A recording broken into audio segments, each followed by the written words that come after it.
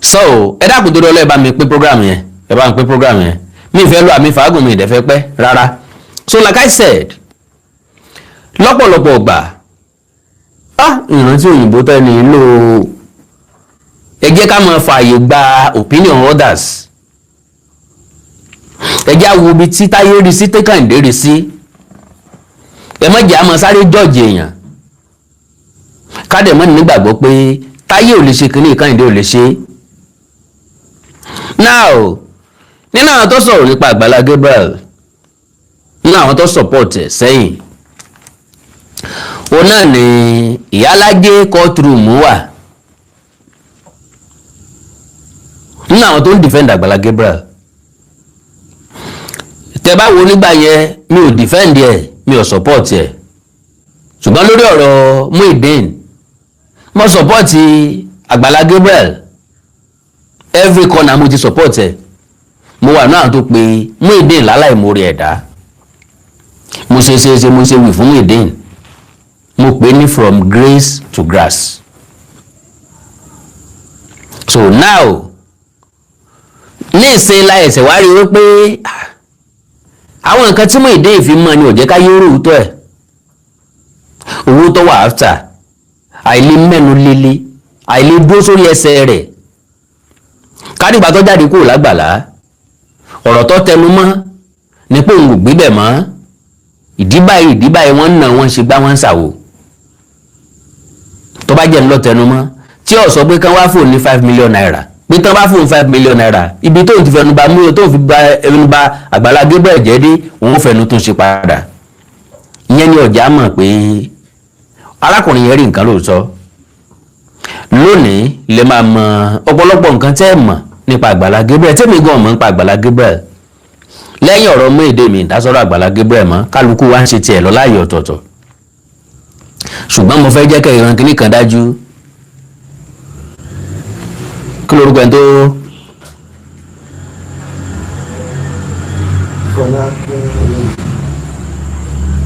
ṣùgbọ́n mo fẹ́ jẹ́ kẹ́ ìmọ̀ kìíní kan dájú tí mo fẹ́ jẹ́ kẹ́ ìmọ̀ dájú ni pé okay Fọlákẹ́ amnesty mi ì gẹ́ẹ̀tì orúkọ yín dáadáa ẹ má bínú God bless you wa ntí mo sáfẹ́ dúpẹ́ lọ́wọ́ yín ni so ò ní wípé now táṣìírí wá tú majority wa bí nǹkan bá ìhà tí nǹkan bá kọ sí wa la máa sọ bí nǹkan bá ṣe rí la ṣe máa sọ ọ̀rọ̀ máa wá lójú méjì ẹni tí ó bá ní understanding yóò sọ pé èèyàn ń lọ síwájú èèyàn ń padà sẹ́yìn tí èèyàn bá ń sọ̀rọ̀ kan why ò ní pé àwọn èèyàn kan máa ń dijú sọ̀rọ̀ pé kálẹ̀ nìkan ò ṣe dáadáa o àwa sọ pé ẹni yẹn ò ṣe dáadáa o ẹni yẹn wá padà ṣe dáadáa wọn ò fẹ́ ká sọ pé ẹni yẹn ṣe dáadáa kò dáa tẹ́ ẹ ti sọ pé kò ṣe náà ní kẹ́ ẹ máa rán mọ́nu títí ayé ilé ayé ò rí bẹ́ẹ̀ lọ́dọ̀ àwa kan kẹ́nìkan máa wá ṣe dáadáa ká máa wá yín pé ó ń ṣe dáadáa kọ́ wá ṣe nǹkan tí ò dáa wọn ò fẹ́ jẹ́ ká sọ wípé òun tó ń ṣe tí ò dáa rí rárá wọ́n fẹ́ jẹ́ ká máa fi dáadáa yẹn ká máa fi yẹn lọ ká máa fi yẹn lọ no society ò ní dáa majority àwọn èèyàn tó di force ọwọ́ Agbala Gabriel I can say it categorically torí pé àwọn tí wọ́n jọ ń sọ̀rọ̀ tán mọ̀ nípa ẹ̀ wọ́n ti sọ oríṣiríṣi àwọn èèyàn ló lù ń jìbìtì àwọn tó talẹ̀ fún tó tún padà gbalẹ̀ lọ́wọ́ wọn àwọn tó promise pé wọ́n bá wọn kọ́lé tí ń charge wọn lówó rọ̀gùrọ̀gù tí ń gbó wọn dà sápò tí ò bá wọn kọ́ mélòó la fẹ́ sọ ní Adépèlé so eléyìí a lè parí ẹ̀ nínú program yìí àáfẹ́ yìí tá a fẹ́ ṣe lé ní ìṣe part 1 wà nígbà àkókò yín ẹ má wulẹ̀ já gbà àkókò torí ní tá a fẹ́ analyse ọ̀pọ̀ díẹ̀ so mo kí gbogbo wa pé a kú àmẹ́tíbà torí pé yóò ṣàjèjì sí púpọ̀ nínú wa ò ní ṣàjèjì sáwọn kan God bless you. lọ́kàn àwọn èèyàn kan tẹ́ bá ti ń sọ̀rọ̀ nípa àwọn èèyàn kan ẹ kórìíra wọn ni tàbí ẹ̀ ń dowó wọn. Ṣadé ló wá ṣàlàyé fún mi pé wọ́n lẹ́nìkan wà wọ́n ló sick wọ́n ní wọ́n gbé lọ sọ́dọ̀ Àgbàlá wọ́n ní Àgbàlá gba wọ́n ti dáwó fún ó wá gba gbowó yẹn gbowó ẹ̀ ẹmọ tó bí mi nínú jù nínú gbogbo story yẹn ni wípé ó wá delete post yẹn nìyẹn.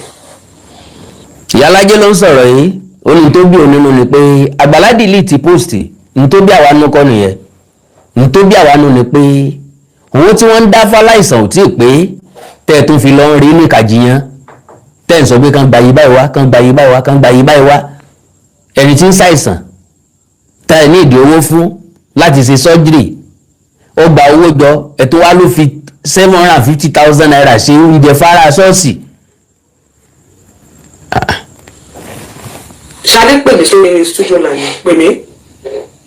ọ̀rọ̀ afẹ́tẹ̀ fẹnu kẹ́ gbọ́ fúnra yín ni o.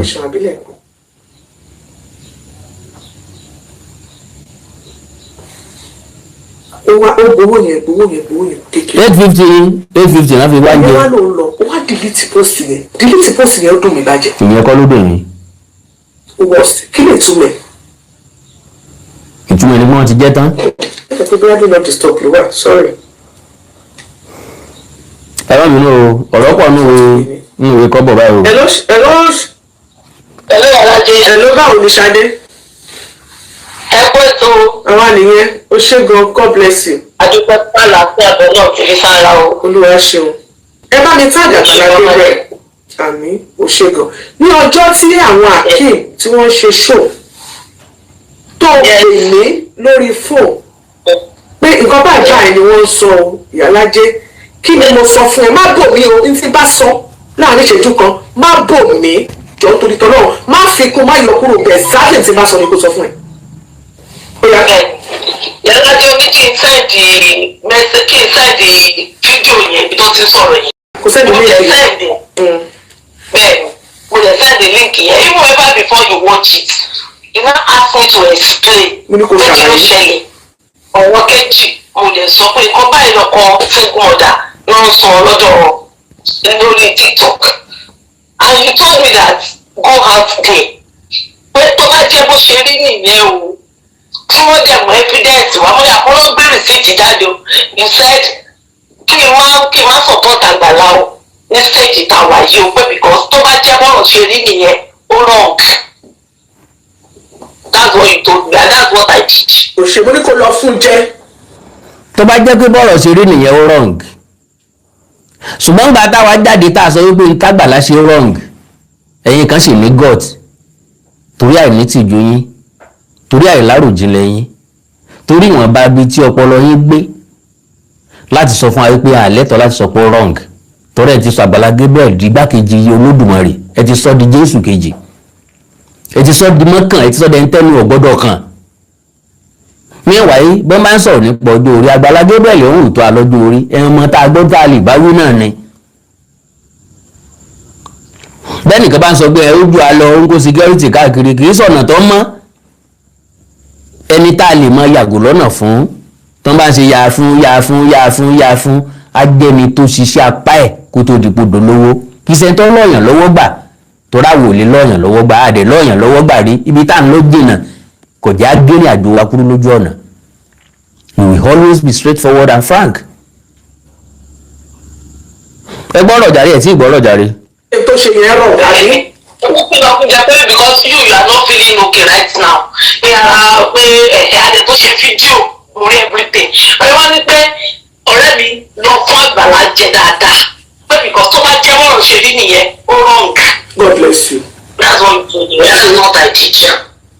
lórí program tí woman yìí ń ṣe lọ́wọ́ àwọn èèyàn kan dẹ̀ tó ń plead sí comment section pé kán mọ́ expose Àgbàlá Gabriel kán bá sọ̀rọ̀ ní kọ̀rọ̀ ni no ọ̀rọ̀ tó bá gba gbangba nìkan kì í sọ ń kọ̀rọ̀ ó dìgbà tán bá wá dùpù ọmọ yín tàbá dùpù ìyàwó yín tàbá dùpù ọkọ yín tàbá dùpù èèyàn yín kan ìgbà ilẹ̀ tó máa sọ pé èèyàn kan ọ̀dà ẹjá kìlọ̀ wá ẹjá kìlọ̀ fún lè ká kìlọ̀ fún sọ ẹ̀bá ọ̀nà ẹjá wu tasaran fasaran kò yí aran ṣe ẹjá sọ ta sọ àràn fún aṣọ àràn kọ́ mọ́ sọ àràn mọ́ bí èèyàn kan bá ṣe tí ọ̀dà ẹ kìlọ̀ ẹ̀ ṣùgbọ́n yìí ẹ máa ń sa ìdájọ́ ṣe ni àwọn tẹ́ ẹ bá ti like ẹ fẹ̀nu sí i bọ́rọ̀ bá kàn wọ́n àwọn tẹ́ ẹ bá ti like ẹ̀ nífẹ̀ẹ́ kẹ́nu ọkàn wọ́n irú gbèsè ayé wo lẹ̀ ń gbé yẹn. kó lọ fún jẹ. àìmọye àwọn speakers tó pè mí tí mo sọ fún wọn pé a ní tó ṣe mo ló wrong ó ní ọ̀rọ̀ rọrùn ní ẹ lọ fún jẹ tó bá ti jẹ́ wípé tó ṣe nìyẹn. àwọn tó ń jọ sọ̀rọ̀ rí o. ní kóòtù mo wá fún ìyàwó Muyideen ní 1 million naira. ìrògbà ẹgbẹ́ yẹn rí wọ́n dáwó fún ìyàwó Muyideen Agbala Gabriel tó fẹ́ gba commission náà pásítọ̀ kan àbí prọfẹ̀tì kan fún ìyàwó Muyideen 500,000 naira Agbala Gabriel fọ́ọ̀sẹ̀ láti san ìdámẹ́wàá ń bẹ̀. ṣé ẹ ti gbọ́ yẹn rí ẹjá gbọ́rọ̀ o. gbàgbé nípa ẹrù táwọn ọlọ́pàá kó lọ gba 1 million naira ìgbà tá a fún lédì yẹn ní 1 million mi ò ní parọ́ fún yín tá a fún lédì yẹn ní 1 million naira ìgbà tá a bèèrè lọ́wọ́ pé èlò ní nǹkan tó rà níbi tí 150-200 àwọn nǹkan tó rà ó dà 1 million naira rí làbá fún yọ kápẹ́ yọ 200 pé àzún pé 200 rèé ní nǹkan tí wọ́n kó lọ fìyẹn lẹ̀ fún Muyideen àwọn ọlọ́pàá ìṣàfihàn sílẹ̀ 800,000 tó kù lọ gba ṣọ́ọ̀ fìyókù ra ọjà ṣàmà bá láìfù lọ. Agbala fẹ́ gba commission lọ́wọ́ lédi yẹn.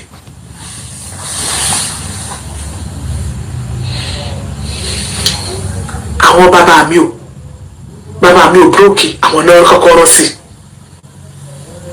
i ló máa ní kó mú commission wá. bàbá mi brókì. ní ìwà èmi ìgbà tèmi dẹ̀ máa fún lédi yẹn lówó sọ pé tèmi bá fún ẹ lówó owó public ni o anytime la lè pè é pé kó wá ṣe àkáǹtì fún ọ èmi like accountability and transparency o. mo bá sọ bẹ́ẹ̀ fún ìtorí wọn ló sáìnì pé o gbowó lọ́wọ́ mi tí n bá dẹ̀ wàá pè ọ́ o ní láti wá jíyìn owó yẹn ò sì gbọ́dọ̀ kò gbọ́dọ̀ dé bó ṣe ń ná mo ní wàá wá sọ ọmọ yẹn ò wá lè sọ̀rọ̀ ní mo bá béèrè lọ́wọ́ ẹ̀ pé báwo wá ni. ta ló wà ń ta. ṣé òun lọ sí ṣọ́ọ̀ṣì àwọn kan wá pè pé wọ́n ní wọ́n rí ní ṣọ́ọ̀ṣì Àgbàlá mo pé wọ́n rí ní ṣọ́ọ̀ṣì Táíwò Òjó mo bá ní à ṣé àmì ìsìn gbogbo eléyìí ló ń lọ sí ṣọ́ọ̀ṣì Táíwò Òjó mi ní kó má lọ sí ṣọ́ọ̀ṣì Táíwò Òjó kódà dáàbì Táíwò Òjó ló fi ṣe photo profile tí lẹ́dí yẹn náà bá ń gbọ́ mo wá sọ fún pé òun lọ ṣọ́ọ̀ṣì Àgbàlá Gabriel ó fi mo pè mo sọ fún mo ní wá fi Táíwò Òjó mo lọ ṣe fọ́tò dp àbíkílẹ̀ mọ́ ń pè mọ́ ní fọ́tò profile mọ́ wà á lè lo fọ́tò tààrà àti yẹ tó bá ṣe mọ̀ pé fọ́tò ṣọ́ pásítọ̀ ló fẹ́ lò wáyé tó wà ló ti Àgbàlá Gabriel tí òun lọ sí ṣọ́ọ̀ṣì ẹ̀ òun lo fọ́tò ẹ̀ sí. àṣé àwọn Muyideen náà lọ ṣọ́ọ̀ṣì Àgbàlá Gabriel mọ́ ojú tiẹ̀ náà ti bó ṣe rí pé nǹkan ṣẹlẹ̀ ní jùtárà lé ọ̀gbọ́ majority wọ ọmọ torí pé kò ń ṣe láìfu wa kí lọ́kàn wa tẹnilẹ́ ńlá máa rán káàkiri ńgbà tá àti ìrántá ara wa tán ṣùgbọ́n ilé tó bá ti jáde báyìí já sọ ọ́. mo ní mo tún wá gbọ́ mo ní wọ́n pè ní kóòtù wọ́n ní pé ṣọ́ọ̀ṣì wọ́n ní òun ò lọ Sunday service mo ní wọ́n sọ wípé ṣọ́ọ̀ṣì bàbá bá Táíwò Òjó ló lọ ó ní bẹ́ẹ̀ ni mo ní kí ló dé ó láwọn bọ́ọ̀sì tó ń tẹ̀lé Àgbàlá mo ṣe dáadáa sọ ma wọ́n ṣe àkànlá bọ́ wọ́n ṣe kílé kan mọ́ ó sọ. àwọn bọ́ọ̀sì tó ń tẹ̀lé Àgbàlá wọn à ṣe dáadáa sí mọ́ torí kò ti mú 1 million naira tán fún wọn ń kanra mọ́ church dẹ̀lẹ́ pé o pastor dẹ̀lẹ́ pàgbàlá o ẹ mọ̀ pé ó ń lo àwọn èèyàn láti bail rẹ̀ out ó ń lo àwọn èèyàn láti ṣe business ni the guy is never a pastor àdúrà ìṣẹ́jú 5 kò lè gbà á ní àkànlọ́ra Awikonko sọ bẹ́ẹ̀ kí ló ń wò kí ló lè wàásù ní wàásù. so business ló ń ṣe oríṣiríṣi àwọn aláìsàn ló wà ń bẹ̀ ìkan náà wà tí mo tọ́jú tó láwọn wà ń bẹ̀ Àgbàlá sọ fáwọn wípé federal government ti help àwọn wọ́n fún àwọn lówó káwọn wá bá òun nínú ilé mo ń padà bọ̀ lórí ilé yẹn mọ́jà divert ẹ̀. ọmọ yẹn ó ṣàdá mo wá bẹ̀ sí tẹ̀mú kí ni wọ́n ṣe fún wọn nígbà tó lọ sí ṣọ́ọ̀ṣì nígbà tó jẹ́ pé tó kálù bá lọ sí ṣọ́ọ̀ṣì kò ní ṣẹlẹ̀ ìwà ni nígbà tó sọ pé wọ́n ní pé kò mú wá ń bẹ̀ ló wá sọ pé ẹ̀rù dẹ̀ bá mi pé torí mo ti sọ pé òun máa ṣàkáǹtì mo ní ṣé o ti wá fún ọ lówó ó lè wò tí fún òun bó ṣe máa sọ fún mi ná pé torí tó ń bá mo ní owó public fund àánú rẹ̀ ò sí ní mo ní ọ̀tá rẹ̀ fẹ́ ṣẹ̀sìn mo ní lọ rèé sọ fún wọn pé èmi ìyá ńlá jẹ́ sọ wípé ò gbọdọ̀ fún ní ṣíṣì pé kó pè mí kó béèrè pé kó sọ wípé òun fẹ́ gbowó lọ́wọ́ ẹ̀. àwọn èèyàn kan wá pè mí wọ́n sọ wípé lórí fóònù wípé ṣèbí bàbá Táíwò Òjó ṣèbó fún kí ló ń jẹ́ ìbùkún ṣèbó fún ní 500,000. mo ní ìrìlí wọn nìyẹn. ìyàwó. mo wá pè. ìyàwó mi ìdíyìn wọn. mo lè ṣọmọ gidi o. ìjọ wọn ti ẹ̀ bá sọ lójú wa ká ṣe sọ́gun pé káfẹ́ lówó pé bàbá Táíwò Òjó fún ẹ lówó. mo ní sọ wọ́n fún ní 500,000.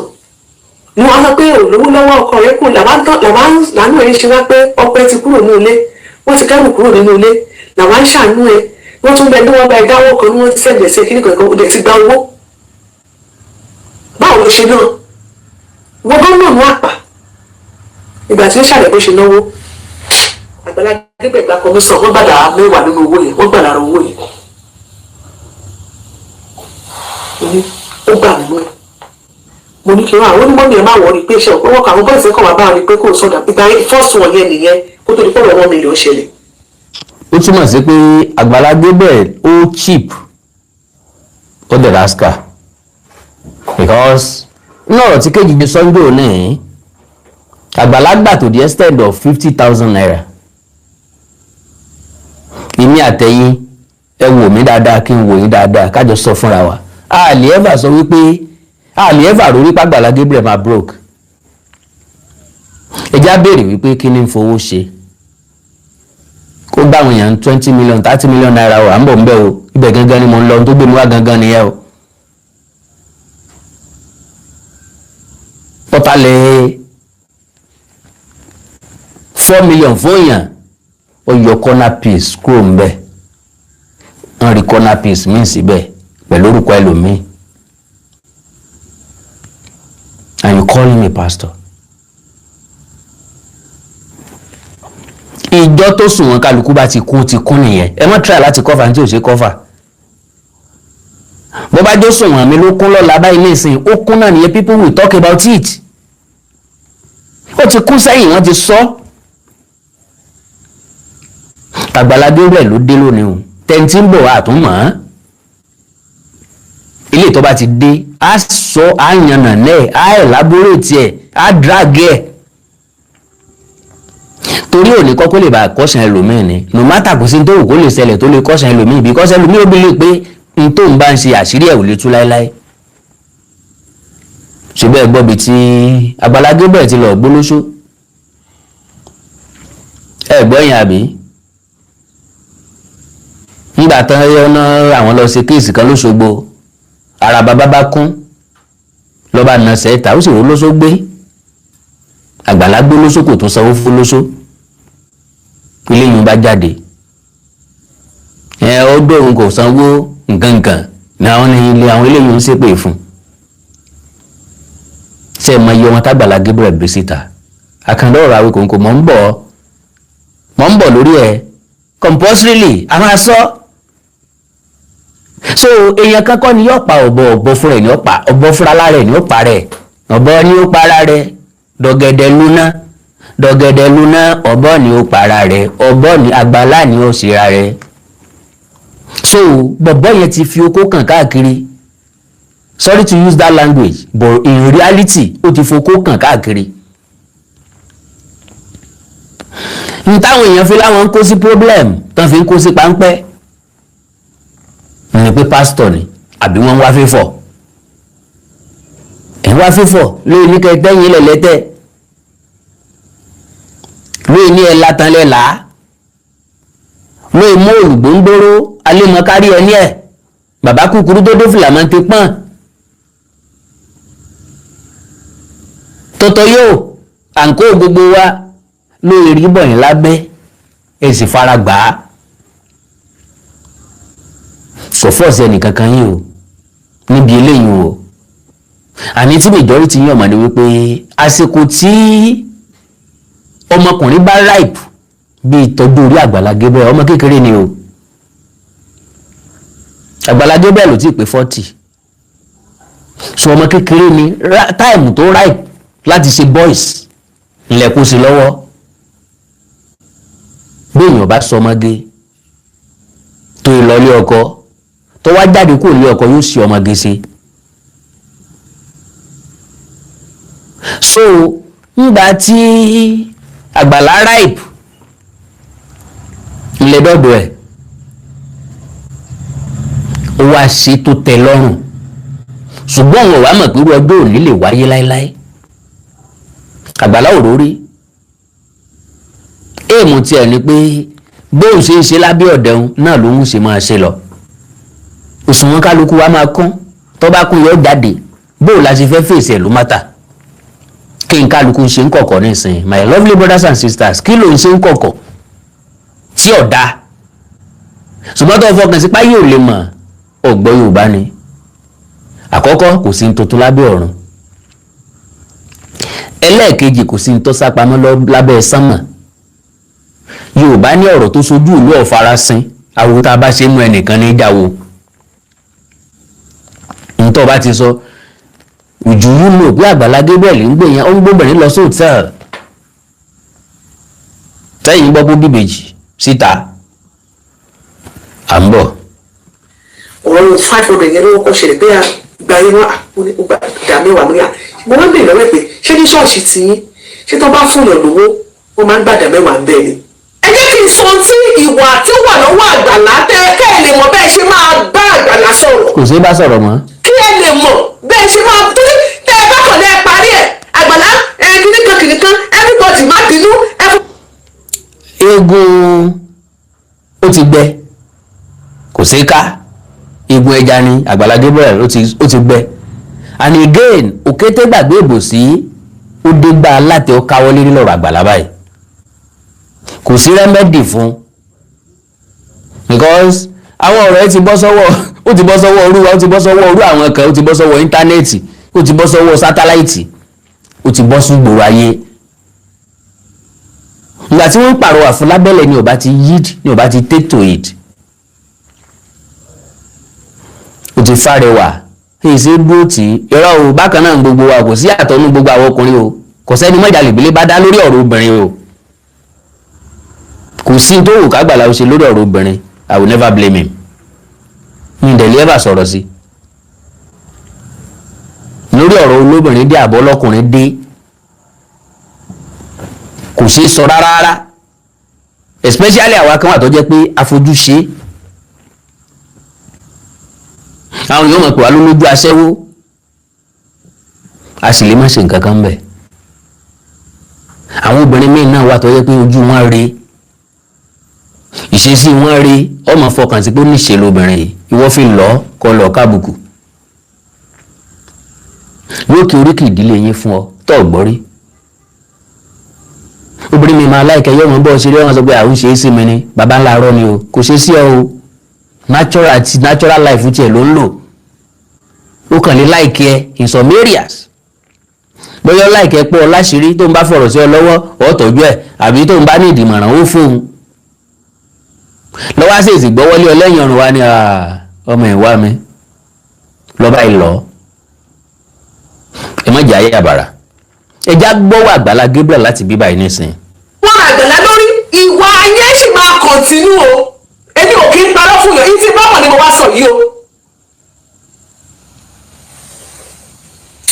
ṣé rí bónílẹ̀ bá talẹ̀ bí Àgbàlá bá máa polówó lẹ̀ tónílẹ̀ bá ní kó talẹ̀ ní 3 million Àgbàlá máa talẹ̀ yẹn ní 7 million naira.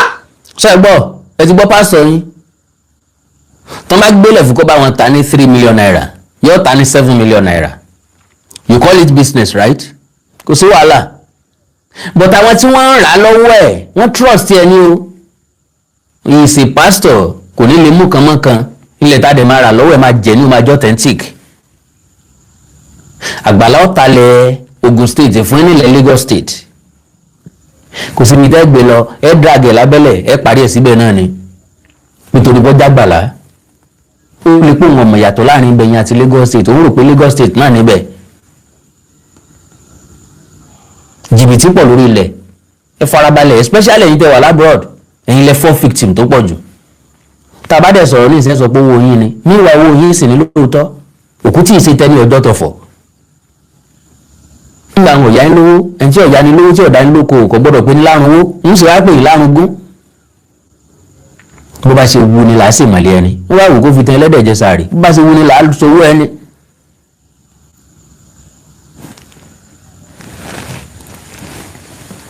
ó máa fa owó orí ẹ̀ tó fi yẹn ó máa fa yóò wàrà akówó fẹ́ nìyẹn kódà ó máa tún yọ nínú owó ẹni yẹn because káni mo fẹ́ ẹ̀kan fẹ́ polówó rẹ̀ fún ìmọ̀ ní ilẹ̀ yìí mo lè sọ pé ilẹ̀ yìí 5 million ni mò ń tà ní kẹta tẹ́ ẹ bá rí ta èyí lẹni 500,000 ó yẹ kó ti wà bẹ́ẹ̀ irú ilẹ̀ yẹn kò ní ta ó lè ta 9 million ó lè máa yọ 4-5 lórí ilẹ̀ kan tó ti fa yọ. ilẹ̀ tó yẹ kó kéèyàn tà 4-5 million naira tó tà 9 million naira ṣé business náà nìyẹn àbí lack of trust. kí n tó ṣe fọlábìnrin yẹn tóbìnrin yẹn wá bá mi wọ́n sọ pé ilẹ̀ yìí 18 million ọlọ́run ló ní pé kí arábìnrin tó ta ilẹ̀ yẹn tó jẹ́ ẹni tó gbọ́rọ̀ sí mi lẹ́nu tó yẹ pé nígbà tí mo gbọ́ sí ó ṣetán láti bá wa dá sí ọ̀rọ̀ bí mo ṣe gbọ́ ni mo bá pàgbàlà pé mi ò gbọ́ ilé rí n gbọ́ wọlé ní 18 million wà mí kan ilẹ̀ 4 million kan wà mí kan lọ́wọ́ obìnrin ará Amẹ́ríkà tó yẹ fọ́bìnrin yẹn ó ń ṣe wàhálà lọ́sọ̀ àti lóhun kó tó rí owó báwo ló ṣe jẹ́ ẹ máa wọ ẹ a máa bá obìnrin yẹn bá sọ pé nígbà tí ó lè máa ta ilẹ̀ yẹn fọ́bìnrin yẹn wọ́n lé Àgbàlá lọ ẹ tó nílẹ̀ ní Ògùn state ló wà kágbàlá lè gbowó Àgbàlá sọ pé Lagos state ló wà ìgbà tí dọ́kúmẹ̀ntì ìwé ilẹ̀ dé àwọn aṣọ ipò Ògùn state yẹn bá yarí pé òun ṣe máa ra ilẹ̀ yẹn ní oye tẹ́ ẹ sọ ìwé Àgbàlá ẹ lò ẹ wá bí wọ́n padà onílẹ̀ fẹ́ gbowó Àgbàlá ò gbé kọ́ọ̀lù mọ́ wọ́n pè more than 1 million times kò ní gbé mọ́ ó máa sá fún problem ẹ máa kọ pọ́ìntì yẹn lẹ̀ o ó máa fa wàhálà.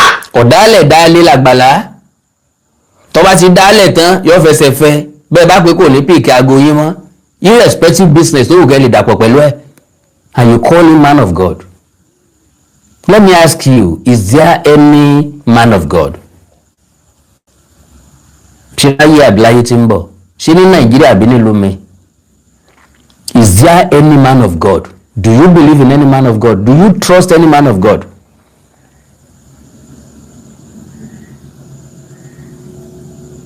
èèyàn Ọlọ́run wo lórí? Then let me ask you, èèyàn ta ni wọ́? Ta lè níyàn Ọlọ́run ó wà? Ọba kan bẹ̀ ọ́ láyé àtijọ́ tó sì ní ọmọbìnrin awẹ́lẹ́wà kan ẹni tó ti tó àkókò fún láti ní ọkọ ó bá tọ̀ bàbá rẹ̀ wípé bàbá mi ó ti tó àkókò fún mi láti ní ọkọ ènìyàn Ọlọ́run ni mo sì ń wá láti fẹ́ mo fẹ́ kẹtọ́ mi sọnà ni mo ṣe wá òwúrà. bàbá ẹ̀ fi ránṣẹ́ sólú ọdẹ ìlú bí bá ti ń bọ̀ òkókó bọn ọkọ̀ àti àdá kókó gbogbo ẹ̀kọ́rùn kó wọ sóògùn kó wá lọ dún sẹ́nu ọ̀nà ṣọ́ọ̀ṣì kó mọ fàdá halẹ̀ mọ́ wọn gbogbo wọn dìnnà ìyá Ọlọ́run wọn làwọn ọmọ Ọlọ́run rí o. àwọn alàgbà sápadà sílé nítorí àdá ìbọn ọkọ̀ ọ̀bẹ tá lè níyàn Ọlọ́run ó wà. Àgbàlá yahoo ni ẹjá sọ̀rọ̀ síbi tọ́rọ̀ wà. tó bá ti wá dé tó tẹ bá pè kò sí kọ́ọ̀lù tẹ́lẹ̀ pé Àgbàlá òun lè ga kò ní gbé kọ́ọ̀lù ó máa sá fún pọ́blẹ́mù ni always run tí pọ́blẹ́mù bá dé ẹ máa pè pé ó ṣe máa sá ṣé bí wàá dúró fẹ́ tó ni wọ́n á sọ bá a ṣe máa yanjú ẹ̀sẹ̀ ọmọbìnrin yẹn ṣì wà bẹ́ẹ̀. 18 million naira 4 million naira 22 million ṣì wà bẹ́ẹ̀. that is 22 million naira. ọkùnrin onílẹ̀ yẹn ni ó forí ko yóò kọ́kọ́ forí ko ní 18 million yẹn olórẹ́dì láti forí ko mo ti wọ̀ top of that case oní 4 million yẹn wọ́n rà sínú Àgbàlá. tó wà nínú kọ́pàdì Àgbàlá. Àgbàlá Gabriel gangan ni o. ìgbà tá a rọ̀yàn kú màá yẹn rọ̀yàn ó ti rọ́ọ̀bù ẹ̀jọ̀ rẹ̀ wọ́n ti lọ́ọ́ wọlé ló bá sọ pé òun fẹ́ ṣe corner piece sí mo ló ti ẹ̀dẹ́ lọ ṣe corner piece káàtì mọ̀ pé oní 18 million yìí láfẹ́ yanjú ọ̀rọ̀ ní corner piece yẹn ìyá wa ẹ lọ ṣe kámọ̀ oní 4 million yẹn tiẹ̀ tí ó ti wà sẹ́tù nígbà tá a tún máa dórí lẹ̀ Àgbàlá ti yọ orúkọ arábìnrin yẹn kúrò bẹ́ẹ̀ wọ́n ti tún gbé mrs kinní kan lé lórí gbọ̀ngàn. Àgbàlá yìí o. ọmọ yẹn bá tún pè lóbi bá tún pè mí ẹ ló hello ìyálájẹ Àgbàlá ti yọ kí ní orí gbogbo kí ní tí mo ṣe sórí ilẹ̀ kúrò wọ́n ti yọ kúrò bẹ́ẹ̀ o wọ́n mo ní ẹni sùúrù.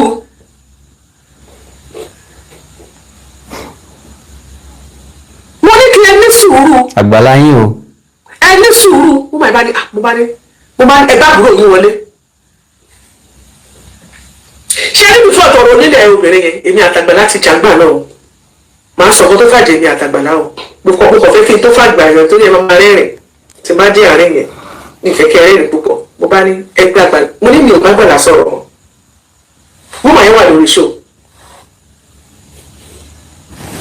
wọ́n wà bí wọ́n fẹ́ síra star fún mi mo ní mi kì í bá gbàlá sọ̀rọ̀ o mo ní ìbọn tó ní títí yín mo ní kò sí wàhálà mo ní ẹgbẹ́ àgbàlá wọlé wọ́n gbọ́ pẹ̀lú àwọn olè mo ní gbọ́ ọ̀rọ̀ 18 million àti ìyanjú ẹ̀ ọ̀rọ̀ ní 4 million kí ló tún ṣẹlẹ̀ arábìnrin yìí. hello mọ́mí Esther hello ẹni káàbùrò yìí yẹn padà wá nǹkan tó ṣẹlẹ̀ nípa ẹni kó padà yẹn bá ní àá ìyá alájẹ ń bèrè ọ̀rọ̀ lọ. Can you imagine that?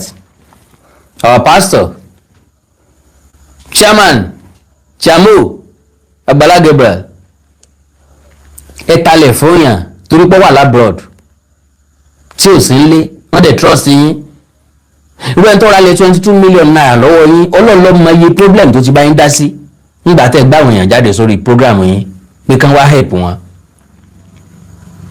ó máa jẹ́ regular customer tí yóò mọ̀ fún lówó dáadáa bóyá ọ̀dá sí ti mú ìdín ọ̀dá sí ti kéjì ọ̀dá sí ti ọ̀pọ̀lọpọ̀ àwọn èèyàn tẹ́ ti ń gbé wá ló jẹ́ kó trust yín with 22 million naira. Àkọ́kọ́ ẹ parọ́ fún ẹlẹ́kọ̀ọ́ nílẹ̀ tẹ́ fẹ́ bára wà ló jẹ́ kó agree pẹ̀lú 18 million naira. Later ló jẹ́ Ogun State, who knows ibi tó jẹ́ l'Ogun State. Sábẹ́kúta ni, ṣé Ìjẹ̀bú Òde ni, ṣé Ṣàngó Ọ̀tà ni, ṣé Ifọ̀ ni, ṣé Pápá ni, ṣé Ìlaro ni, ṣé Mẹ̀kọ ni, Sáyétòrò ni, ṣé inú igbó Mòwe jìnnàjìnnà ni àbí Báfò. Because Ogun State lásán wọ́n dárúkọ ibi tí lẹ́dẹ̀ wà l'Ogun State ó máa jẹ́ ní igbó ń agejù lọ́hùn. Ṣé bẹ̀lẹ̀ lè bá yàn ra ilẹ̀ 18 million naira sí owó tó ra lẹ̀ sí gbòòrò. Àwọn ilẹ̀ kan ń bẹ láàrin ìgboro tó jẹ́ pé ilé ń bẹ lọ́tún ilé ń bẹ lósì ilé ń bẹ wájú ilé ń bẹ lẹ́yìn wọ́n ti ra lẹ̀ yẹn síbẹ̀ tipẹ́tipẹ́ wọ́n fẹ́ tà á. Tó yẹ pé bá a ti ń kọlà ń gbé bẹ̀ ni bó o ṣe ń parí ẹ̀kọ́ máa gbé bẹ̀ ni kò sí páwọn èèyàn kò tí ì kó dé bíbá ẹ̀. Àwọn yẹn náà lè kówó fẹ́ bí wọn ẹbí ti disappoint wọn lọ́pọ̀lọpọ̀ gbà ń wá rò wípé èèyàn Ọlọ́run lélẹ́yìn pastor bí ìsìn pastor sọ ẹ̀kẹ́rù tó ń bà wá pẹ̀lú pastor. Bó bá jèmi ni Àgbàlá Gabriel tí mo jẹ́ fìrìyẹ́ndì ọ̀kẹ́ alọ́kó lóhun kígbe tí mo jágbà lọ́wọ́ mẹ́rin bálẹ̀ ju ohun tó lo tẹ́lẹ̀tẹ́lẹ̀ nígbà tó orúkọ sì ti wá dé táwọn olólùfẹ́ ti pọ̀ tó yẹ pé kò sí ní tí mo béèrè lọ́wọ́ tí mo ò ṣe fún mi. If I need something, I will just come out. Ẹ̀yin olólùfẹ́ mi ẹ má rò pé nǹkan dámọ́ràn okò dámọ́ràn okù díẹ̀ síbí okù díẹ̀ síbí ẹ ràn mí lọ́wọ́ o. Àbí níbi àwa ti sọdún lásàmàjà láti sọdún mọ́láwá asáhùn ràn àwọn ọ̀pọ̀lọpọ̀ àwọn èèyàn náà lọ́wọ́ ẹ̀rìn mi náà lọ́wọ́. People will surely rally around you if you are sincere enough. Yorùbá fẹ́ràn olóòótọ́. Ẹ̀kẹ́ tálíkà ìtólẹ̀ láàárọ̀ máa ń tó lálẹ́. Ọ̀pọ̀lọpọ̀ ẹni tí ń sòótọ́ ni Yorùbá náà fẹ́ràn torí pé òótọ́ máa ń korò. Àwa tá à ń sọ́kàn choose láti máa sọ ni kádàrá wa ni. Ní ọjà wojú ẹnì kankan àmójútó fọ́ àmójúlé tí ń ṣèdè àmójúlé tí ń ṣe pín. We don't know, we don't care.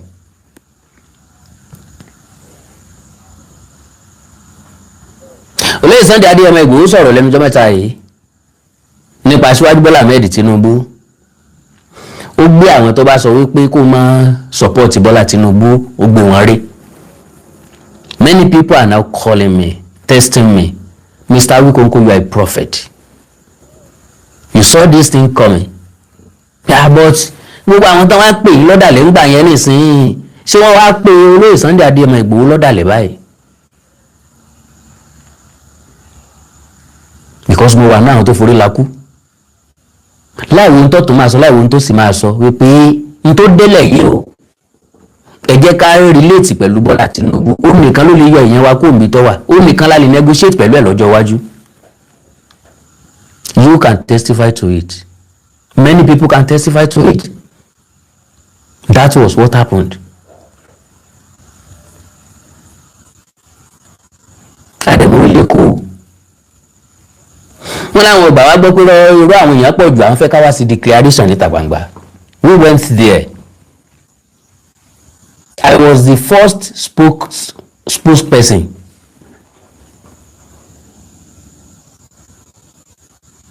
Àbí kí n sọ pé ìmọ̀kọ́ sọ̀rọ̀ ńbẹ̀ pé ókè o àwa tá à ń béèrè fún Yorùbá nation lílé yìí o àwa rí pé election ń bọ̀ ẹ̀yà mẹ́ta ló jáde a máa jẹ́ òpònú àti ọ̀dẹ̀ bá a bá tẹ̀lé èèyàn wa àkọ́kọ́ nìyẹn kí wá sí pa drop Yorùbá nation agbèkọ́ ni o bọ́n bá ti jẹ́ kí èèyàn wọ́ wọlé àtò Yorùbá nation wa gbé sáà ṣe dáadáa tó ní tá a bá kílèsì pẹ̀lú Bọ́lá Tinubu kó tó di pọ̀ wọlé tó bá débẹ̀ tà ní lẹ́nu ọ̀rọ̀.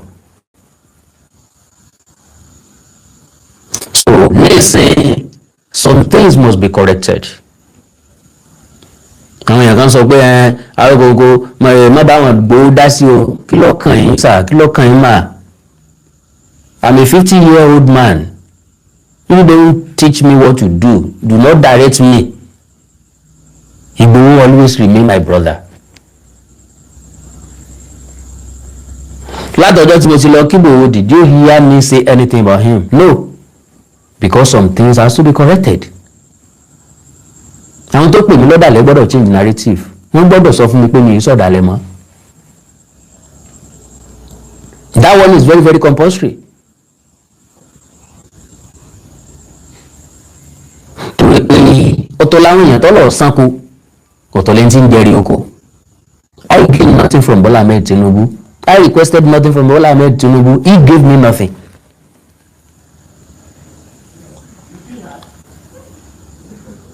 So àwọn nǹkan kan gbọ́dọ̀ wà corrected. Mo yà síbẹ̀ ní ẹ má bínú torí ọ̀lẹ́ foríjì mi. Ọ̀rọ̀ ní kómokómo rò wá ọ̀rọ̀ dẹ̀ ní fa ọ̀rọ̀ ní tẹ̀tẹ̀.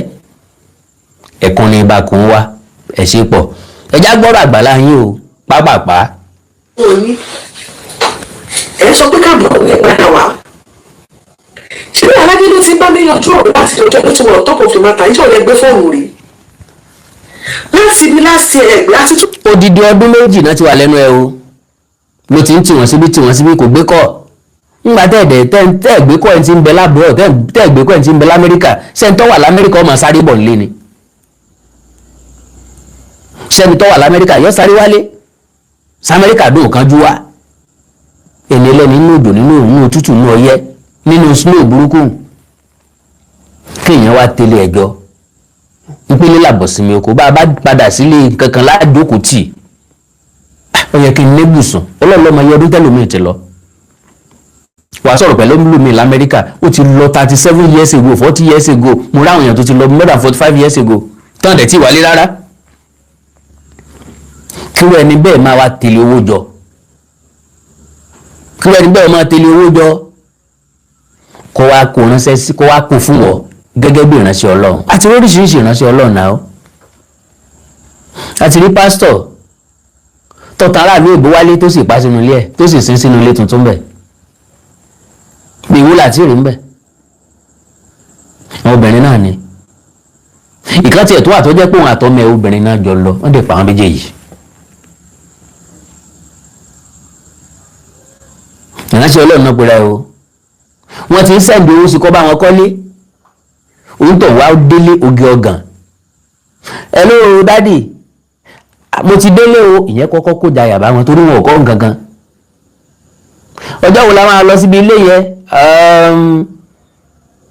after service níjọ́ Sunday ńkọ́ kò sí problem inú ẹ̀ ń dùn ọmọ rẹ̀ obìnrin dání wọn ò expect pé yóò mọ ọmọ dání ókè ọ̀rọ̀ àgbègbè wọn àti ìparí ilé yẹn because inú sitting room lẹ́yìn náà sí ọ̀dẹ̀ pààtọ́ mọ́ ọ̀dẹ̀ sí wọn sínú ọ̀dẹ̀ gbẹ́kò tó bí ọ̀dẹ̀ sí wọn sínú bẹ̀bẹ̀ shallow grave ọlọ́dẹ òsì lẹ́yìn òsìkà àṣírí tú wọ́n arrest ẹ̀ sówó tiẹ̀ sì níyì ń gbà náà lọ́hùn lọ́dún náà lọ́hùn mò ń sọ̀rọ̀ bóyá 2014 or 2015 2014 or 2015 èèlò lówó náà gbà náà ṣé 11 million kọ́ ni or more than wọ́n rà gbé 11 million ṣá or 12 million ṣá owó ńlá nígbà náà ẹ̀yin aráàlú ìbò yìí náà ni nǹkan sọ́dà bẹni báwa tá a wà lé kí làpọ́n rí ewúrẹ́ wọlé àpọ́n jùlù fẹ́fẹ́ ni kí làpọ́n rí jẹ tí ó mọ̀ ẹ́ lẹ́dẹ̀ẹ́ran òrìn báyìí ni owó tá a bá tẹ́ fún ẹ̀wọ́ gòlè lè fi tọ́pọ̀ lọ wá ni yóò fi lẹ̀ lọ mí nìsín kó sọ pé ń fẹ́ talẹ̀ kan 20 million naira níbo ló ti fẹ́ kí n rówó ẹ̀ ń ṣe wá ra lẹ̀ 20 million naira fún kínní ó fi lẹ̀ 2 million lọ mí lẹ̀ 5 million ó tiẹ̀ wá pọ̀ jù ní ó 5 million gan ń fẹ́ sẹ̀sán lẹ́ẹ̀mẹ́ àbí sẹ̀sán lẹ́ẹ̀mẹ́ta inú lẹ́pẹ́ 5 million ẹ gbà lẹ́ẹ̀mẹ́ta o ṣé ẹ máa gbà kí n dá sí yín lọ́wọ́ ìbẹ̀lẹ̀ nìkú tí wàá fi lè 18 million naira lọ mí ìbílẹ̀ mẹ́ tó fẹ́ ra lè 18 million naira kò lè jẹ́ plot ẹyọ kan wọ́n dẹ̀ ra fún purpose kan ni. ọ̀rọ̀ kan wà tí mi ò gbé wá sórí social media o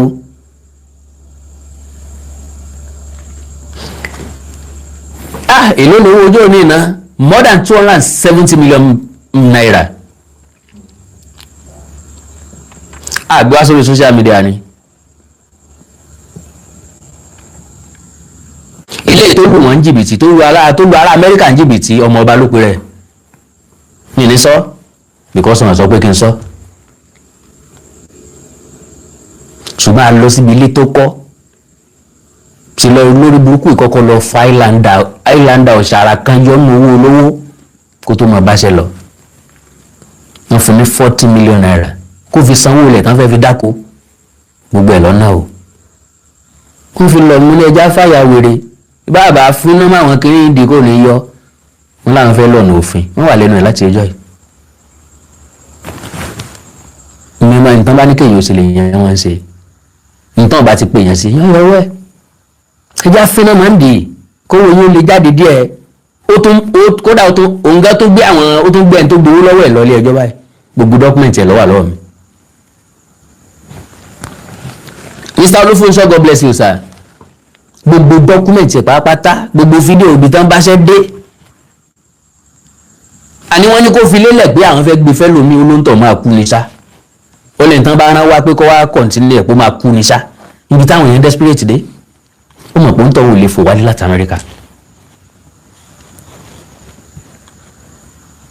wọ́n ní mo lọ bẹ̀ ilé estate lọ́ra lẹ̀ sí wọ́n nítorí pẹ́lẹ́ ẹni tó lé estate yẹn náìsì náìsì kẹ́ńbi tó bá wà wọ́n rà bí ẹni pé owó ọ̀kan ní lára sa o owó ìpọ́ 270 million naira ó squander ẹ̀ o ní sí pé ọ̀kọ́lé rárá ọkọ̀ ṣùgbọ́n orí dẹ́kìn ni gbogbo owó tí mo dárúkọ ohun ti rá mọ́ kò sí létí èèyàn fẹ́ kọ́ sórí plot ilẹ̀ méjì lónìí ní Nàìjíríà ká tó wá sọ pé lọ́sùn state kí wọ́n dárúkọ ọbẹ̀ tí 270 million ní parí tí ò gbọ́dọ̀ mọ́ parí.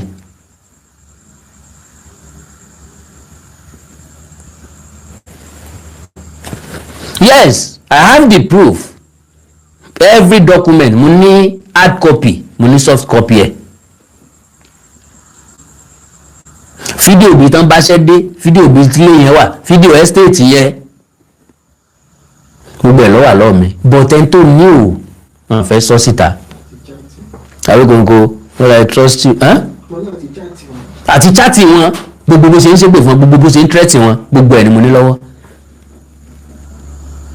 ṣùgbọ́n ẹni tó lọ̀rọ̀ wọn ní kí n jẹ́ káwọn ọmọ fẹ́ sí òfin tó Ọlọ́run dẹ̀ ràn wọ́n lọ́wọ́ now ọ̀rọ̀ tí Agbala Gabriel là ń sọ ẹ má bínú pé mo yà síbì kan o nǹkan kan ni mo mú nǹkan kan wá gbogbo tí mo ṣe yẹn náà nísìnyí fún ẹ̀kọ́ ẹ̀yin tẹ́ wà lábúrọ̀dù ni please sir do not trust anybody you can hold your money. padà délé ẹ búùkù ẹ pé fẹ́ wá lóṣù mẹ́ta ńlẹ̀ tẹ́ bá lóṣù mẹ́ta ńlẹ̀ ilé tẹ́ bá fẹ́ kọ́ ẹ ti fẹ́ parí ẹ̀ Ọlọ́run. Do not trust anybody.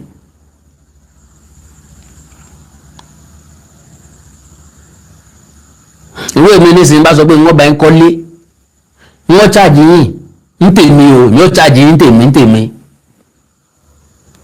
mo lè ṣáàjì yín 5 million naira because n tí màá fi iṣẹ́ mi lẹ̀ sí kò sájáwò torí olówó ẹ̀ sọ́dẹ́ reality ni ẹ fẹ́ kí n bá bójú tó lé àbí kí n bá ń kọ́ láti lẹ̀ wọ́n ṣáàjì yín njẹ́ òun mi fi iṣẹ́ tèmi lẹ̀ bá ń bójú tó sẹ́kan yóò gbowó ẹ̀. ṣùgbọ́n ẹ bá original ti because èmi lọ́nà tó jè tí mò ń lọ. now gbogbo ẹ̀yin ọmọ káàárọ̀ oòjíire ẹ bá ń lọ sí onídèmọdè GSTV torí Ọlọ́run ẹ jẹ́ ń bẹ̀ ẹ jọ̀ọ́ torí Ọlọ́run mi ní wáńtì ẹ bá ń lọ sí onídèmọdè GSTV ẹ lọ bá mi wo onídèmọdè game show tí mo ẹsẹ̀ bẹ̀rẹ̀ ẹ́písòdù kan bẹ̀rẹ̀ ń bẹ̀ bákan náà ni ojú òṣùpá onídèmọdè GSTV náà ni méjèèjì wà ojú òṣùpá àwọn àlọ́ tá a máa ń pa láyé àtijọ́ ẹ rí i pé mo ti rí package ẹ̀ ó wà culturally kí ni ẹ̀yin grammarian ó wà culturally packaged ẹ máa gbádùn ẹ̀ gan ẹ máa bá mi mò ń bẹ̀ yín ni o bẹ́ẹ̀ ṣe wà ń bì tàbí ìgbà tẹ́ bá kúrò níbi lórí YouTube ẹ bá mi lọ sí onídèmọdè GSTV mo bẹ̀ yín torí Ọlọ́run ẹ bá mi subscribe sí ẹ dẹ̀ mọ́ bá mi wo àwọn nǹkan tí mẹ́mbẹ̀ dẹ̀ mọ́ bá mi share ẹ̀ you can never be disappointed you will love it. so pápá pẹ́ jẹ́ kí n sáré rọ̀nà ọ̀rọ̀ Àgbàlá Gabriel ká lè tètè kúrò níbí sorry for delaying you mo nígbàgbọ́ wípé gbogbo àwọn nǹkan tí mo ń sọ àwọn tí ó rí pọ́ǹtì kan tàbí méjì mú bẹ́ẹ̀ máa rí mú. ẹ mọ̀ mí I will never come online and be blabbing ká máa wá wí àríyìnrí sọ no ẹ foríjì mi. bí àsìkò ló ti wà lórí ilẹ̀ yìí kó tó lọ bá Yàlájé láfítà tó ṣe ṣóògùn èdè tán ó sì gbórúkọ ẹlòmíì fún bá rí mo ní ẹ̀mí mo ti fẹ́ bí sóògùn sí bẹ́ẹ̀. ọkùnrin ti gbé àbúrò ẹ̀ wọlé fún un mo ní Àgbàlá tó bá bí ẹ̀ dáa. mi láìkí ẹ o wọ́n ti sọ mí lóko kùn ẹgbẹ́ kùn mo fi rẹ́ inú bí bẹ́rẹ́kẹ́tẹ́ ẹgbẹ́ faramọ́ ẹ ti sọ pé faramọ́ kí n lè kọ̀ntínú tẹ́ ẹ bá ti sọ pé faramọ́ wọ́n kàn sùn lórí ètò tèmi ni ọyọ ẹgbẹ́ kùn bí ẹ bọ́yá àwọn èèyàn sọ bẹ́ẹ̀ yẹ wọ́n sọ bẹ́ẹ̀ ẹ rí i pé ní lọ ní ṣètò wọn ẹgbẹ́ kùn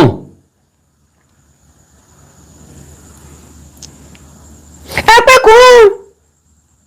I watched both yesterday very interesting sir God bless you sir ẹ ti pé kùn so mo ti fi episode mi sí léni ìyẹn ojú òṣùpá yẹn mo ti fi episode mi sí mi ní wáyé tí sàmì ní wáyé tí mà God bless you ẹ bá mi lọ wò ó. tó bá bí ẹ dáa jẹ́ kí àbúrò wa arábìnrin kó padà dé orí ilẹ̀ yẹn kó mọ̀ ní signboard tó gbé síbẹ̀ ilẹ̀ tó ti fi hàn tó ti sanwó ilẹ̀ 2 plots tó gba 4 million lọ́wọ́ ẹ̀. Can you imagine? má jẹ́ kó morúkọ ẹ̀ bẹ́ẹ̀ mọ́ mo ní wàá rí mi wò bí ìran. Can you imagine? mo ní sori pé iṣẹ́ gidi mo ní ẹ̀ tó bá yẹ ẹ́ sìn mo ní wá sọ pé òjíṣẹ́ Ọlọ́run alààyè tó tọ́ ni ẹ́ o mo ní o wá ní ojú kòkòrò God bless you. kájú ọ̀kanjú ẹ̀ kò kájú ẹ̀. ó gbá obìnrin ó gbá obìnrin. àìtí ìyanjú ẹ̀ another 4 million ó gbé signboard obìnrin kúrò bẹ́ẹ̀. The same person. mo bá sọ̀rọ̀ burúkú sí. The same person ló gbá ní 18 million naira and 4 million naira. obìnrin yẹn ló lè mọ ọ̀rọ̀ tí mo sọ sí ó wà lórí iṣẹ́ òun orí wọn tó sọ pé Àgbàlá ó lè. Àgbàlá ó lè. mo sọ orí burúkú ọ̀rọ̀ sí bá sọ fún àbúrò yẹn pé kó lọ síbẹ̀ kó lọ sórí ilẹ̀ yẹn kó lọ bẹ́ẹ̀ wọ́n ti dá padà fún. àwọn kan tó pè mí lẹ́yìn tá a ṣe ṣóòtọ́. àwọn tó ní ká wọ́n kọ́lé. tá a ti parí kéèsì mú ìdènà bá tó ní Àgbàlá bá wọn kọ́lé. ṣe rí àwọn èèyàn wa tí gbogbo kìíní ṣe láwọn ó rẹ̀ káwọn obìnrin ní kìíní yẹn fọ́ọ̀sì wọn ò lè sọ̀rọ̀ wọn ò lè sọ̀rọ̀ síta èmi máa ń láì tẹ́yìn bá fẹ́ gbé ọ̀rọ̀ jáde wá pẹ̀lú ẹ̀rí ṣe ní nígbà tó after ọ̀rọ̀ kéèsì tá a ṣe yẹn òun làwọn èèyàn ṣẹ̀ṣẹ̀ wá rí mi a lot of àwọn èèyàn ti sún wá lọ. God bless you, sir. God bless you, man.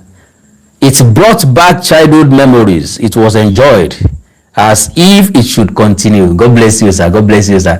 Mo ti fi episode mi síbẹ̀ mi ní jẹ́ kó máa pẹ́ rárá mi ní jẹ́ kó máa pẹ́ rárá at least maybe twice in a week ẹ̀ẹ̀mejì láàrin ọ̀sẹ̀ mi ní wọ́n ti God bless you, sir. Thanks so much, sir. Thanks so much. wọ́n ti gbé sínú wọn lè sọ̀rọ̀ ikú wọn ti fẹ́ bẹ́ẹ̀.